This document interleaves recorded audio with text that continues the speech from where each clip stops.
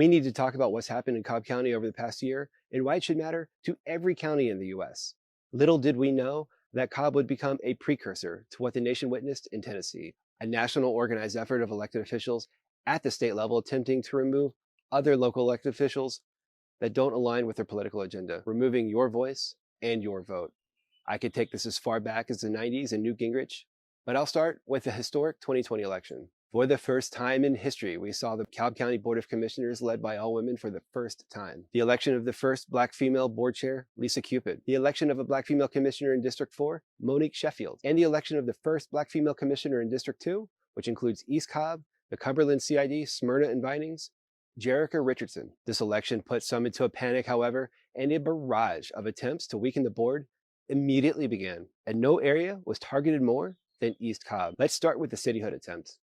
In February 2022, a plan to carve out a few cities in Cobb quickly began in an attempt to reduce county influence. East Cobb, and Commissioner Richardson's District 2, was targeted, and a proposed city of East Cobb began its journey under the Gold Dome. After a lot of the debate, the bill passed along party lines, and the referendum went up for a vote in May of 2022. What they didn't see coming was a brilliantly led bipartisan opposition alliance and the community's outright rejection of a truly bad idea. It ultimately failed 73% to 27%. Now on to home rule.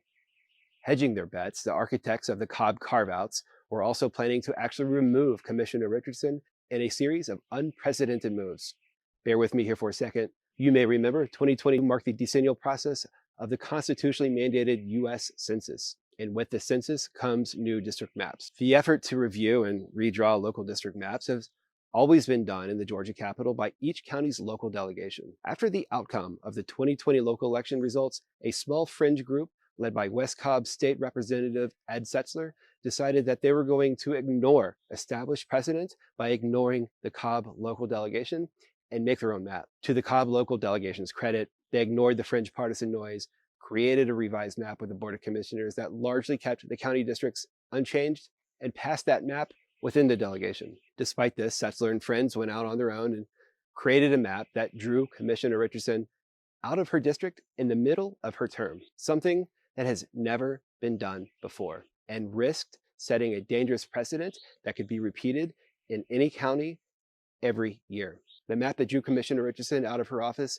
in the middle of her term also passed in February of 2022, and now Cobb County had to decide how it was going to defend itself from this abuse of power. Because the Cobb local delegation created and passed their own map in the Capitol, the county was able to assert what is called home rule, a constitutional mechanism that allows the county to basically veto the state when it steps out of line the way it did here. The Board of Commissioners voted to assert home rule in October of 2022 and place the state's Cobb delegation map into law. Just a few months later, now freshman Senator Ed Setzler, who is now taking this very personally, begins the 2023 state legislative session with two bills that would be yet another attempt to remove Commissioner Richardson from office before the end of her term.